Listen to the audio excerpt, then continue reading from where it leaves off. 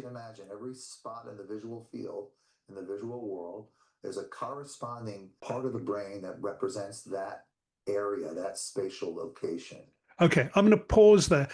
So, and I'm not going to play all the video, but what we built was a retinal implant, and there may be about 60 individuals walking around with that type of implant.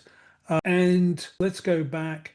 It turned out that that was not the best way. Even though it was intuitive, it's not the best way to cure blindness. The brain is way more complex than that. And so the original, the original Argus prosthesis, as it was called, where we thought we would tackle it straight on at the point, in the same way that we tackled hearing, we would implant there. That didn't actually work very well. And instead, what we did was after I left the company, they moved to let me find it here. Yeah, this one here. The second sight's implant gets a second chance. So it turned out that to get the signal to the brain, going via the retina that of people that are blind, and the brain had forgotten how to use that input channel, it seemed to not work.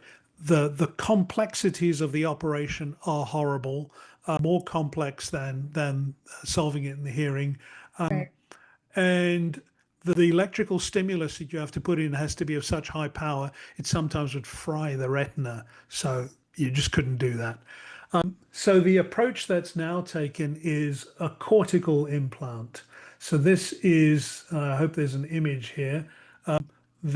Instead you see here at the same pair of glasses that I designed with a camera in it that was picking up the video signal and transmitting it.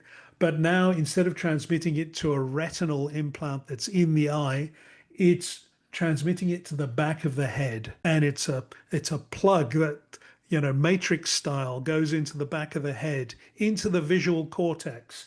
And the brain just figures it out.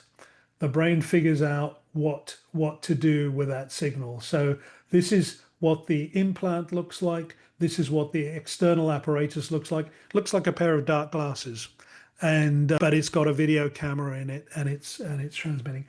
Now this is, you think, okay, well that's interesting. But now think about it. This was being done in 1999, so a good while ago. Okay, so I have to say, using tech to solve medical problems is something that's very dear to my heart, and that's why the association with Afshin, the work that we do with COVID, and the work that's going on in the AI for Med group. If anyone's interested in participating in that, contact Diego. They're looking to move on to their next project.